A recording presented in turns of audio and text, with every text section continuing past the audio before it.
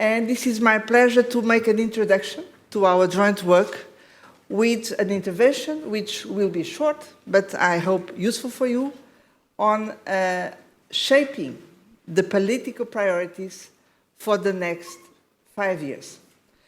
Well, you know, you are coming from all over Europe with incredible personal and political experience, and we were selected very precisely with this purpose.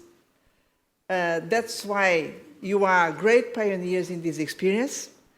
And I'm trying to come with my own experience of a European policymaker who has been around the different European institutions, European Council, Council of Ministers as minister, and then European Commission, working with commissioners, more recently European Parliament. So I made the tour, let's say, and I've been in this exercise of defining priorities for the period to come since the last 2 decades, I think. But now we are again in the big moment, because, you know, right now we are having hearings of the new commissioners who will be part of the next European Commission. So you are coming to Brussels in a very historical moment. And you should know that our political family remains an important and influential family. We have strong positions in all European institutions, in the European Council, with a very important group of 9 governments, in the European Parliament, with the second most important group of the European Parliament, with a very good group of commissioners joining now the next phase. We have 10 commissioners. Of course, they are about to be confirmed because they are completing now the hearings. And these commissioners cover key priorities of the European agenda for the next phase. And of course, we have a large group of politicians across the board in all European institutions, national parliaments, municipalities, national governments, and of course, a large range of allies in the civil society. We are certainly the political family with more allies, with more capacity to involve stakeholders across the civil society. So we can make things. We can make things, and certainly we can shape the direction of the European Union for the next phase. So let me tell you, because this is an academy, so we need to have a political dialogue, but also with a very intensive learning experience. Let me share with you my own experience as a policymaker. Let me pick up the example, which is one of the most demanding, when we are part of a team leading a presidency of the European Union. And we have the responsibility for 6 months to conduct the European Union together with the other institutions, so the European Parliament, the European Council, and so on. This is a big exercise of strategic decision. And the same happens when we are preparing, example, the Commission work program for each year in the European Commission. And we need to discuss this with the Council of Ministers and the European Commission. These are typically exercises of strategic decision. And now we are in this moment. By the way, you should know that we, as a progressive family, for the first time, we have prepared together a progressive program for the next European Commission. So let me share with you how we have worked to prepare this, and then I'm sure that all over the 2 days, you can discuss with me and with all the others these kind of choices. What is the first thing we should do when we are preparing, let's say, a strategic plan and making the big decisions? Is, of course, we need to identify the main challenges ahead of us. And we cannot make big mistakes about this. So let me just give an example, because you know this. if you think about the long term, which is also already the short term, a first big challenge is, of course, climate change. Everybody is speaking about this. By the way, we FEPS organized a very successful conference in New York on the eve of the General Assembly and the Climate Summit in New York. And then we were represented in the Climate Summit and with bold positions. And we know as progressives that climate change is a challenge, not only on the long term, but for now, because we see this happening now. We know that these will imply big transformations in many sectors, not only energy, by the way, transports, agriculture, manufacturing, the way we manage our cities. But as we are progressives, we want to make this transformation with a deep sense of social fairness. So we want to make sure that everybody can follow this transformation, and we are not creating new kinds of poverty, notably the so-called energy poverty. So we have an ambitious program for this. Of course, we are very pleased to have our first Vice President, Frans Timmermans, being in charge of this. This is one of the key priorities for the years to come.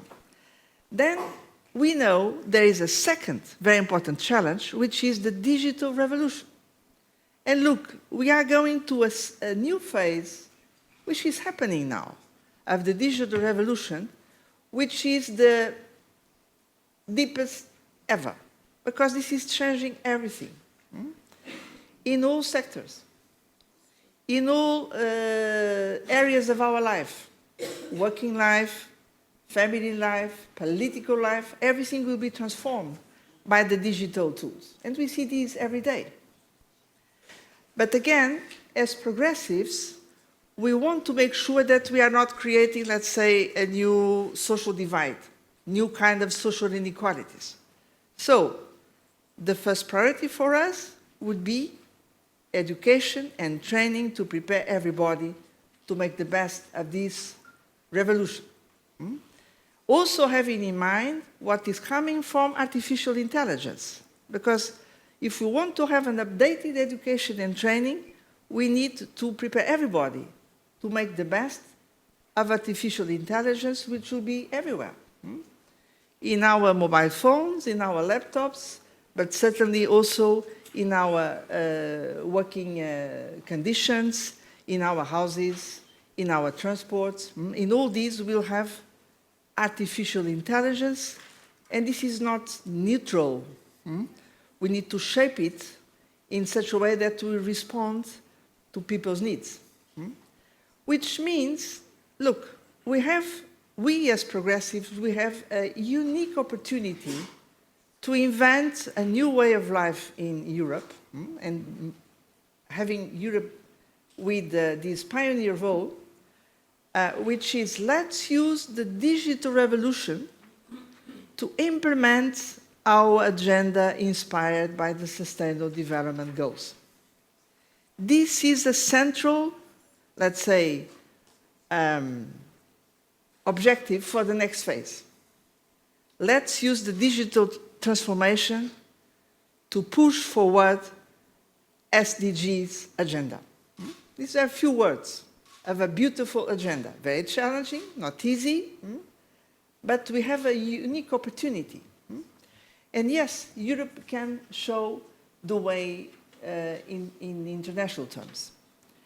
But now comes also the difficulty. You notice that I always underline that for us, progressives, socialists, social democrats, we are not afraid of progress, but we want to shape it, and we want to shape it in such a way that we are aligned with our values. Freedom, for sure, but also equality, fairness, European solidarity. And we do think that for next phase, we need to operate fully with European solidarity, because we need European scale solutions. That's very clear. Example, when we negotiate trade agreements, Of course, we need to use the full weight of Europe to set the best trade agreements aligned with sustainable development goals. So we need to play with European weight, and a progressive one. And this means the following. Let me tell you something. I really believe that the European history is moving to a new phase, because we need to understand that the European Union is no longer just about a market or a monetary zone. No, this is about setting up a political entity, a geostrategic entity, which is governed in democratic terms and has a full program with economic, social, and a cultural agenda. This should be our level of ambition for the European Union in the next phase. And I think this is possible. But this also means that we change the way the European Union operates. Example, in the single market, we have serious problems because the single market is very important to create, let's say, business opportunities, mobility opportunities, but this is unbalanced. We have basic imbalances when we see, example, the wages in the Eastern countries and the Central European countries. There is something wrong here. So we need to rebalance the single market, and we need to recreate good life opportunities in the countries which are now submitted to a kind of brain drain. So we need to stop this. We are in favor of mobility. This is a right in the European Union, but we cannot accept forced mobility. And look, this is an academy, so we need to be very frank to each other. We need to identify the problems where they are, and we are here to work together to bring better solutions for these problems, okay? Another example of imbalance is the way the Eurozone operates. Yes, the Eurozone is still operating in such a way that we have big inequalities, so we need to rebalance this. And that's why cohesion, economic and social cohesion, is so important for the future of the European Union. The European project cannot survive if we don't come with strong means for economic and social, not only cohesion, it's upward convergence. So, like that, I'm giving some highlights of our ambition for the next phase. We also have other challenges in the neighborhood. Let me also refer these. Balkans, Western Balkans, a top priority for us. Africa, yes, our neighbor continent, with a huge potential, but also many, many problems. And we need to work with our African friends for a new partnership with Africa. By the way, without this, there is no real solution to the structural trend for uncontrolled migration. So this is in our interest, of both African and Europeans, to work together. And my final point is the world. Because, look, I mentioned this recent General Assembly in New York. And I was there also really impressed with the clash of positions we are having. On one side, leaders like Trump, Boris Johnson, and Bolsonaro from Brazil. And on the other side, our leaders, social democrats, socialist leaders, coming with a different speech. The first were calling for, well, we just need nations, a nationalist viewpoint. The other saying, well, of course, nations are very important, but we do need to have international cooperation. And they were calling for more international cooperation to tackle climate, trade, development, poverty, and so on. So we have really two different agendas to organize the world. And we need to count on Europe and progressive Europe as a key actor to shape this world, because if we don't shape the world, our values, our European project could be undermined. So this is, let's say, an existential challenge we have in front of us, but I would say a very beautiful reason to work together and to fight together. So I hope that you enjoy all the experience of this academy, and let's invent this together. Thank you very much.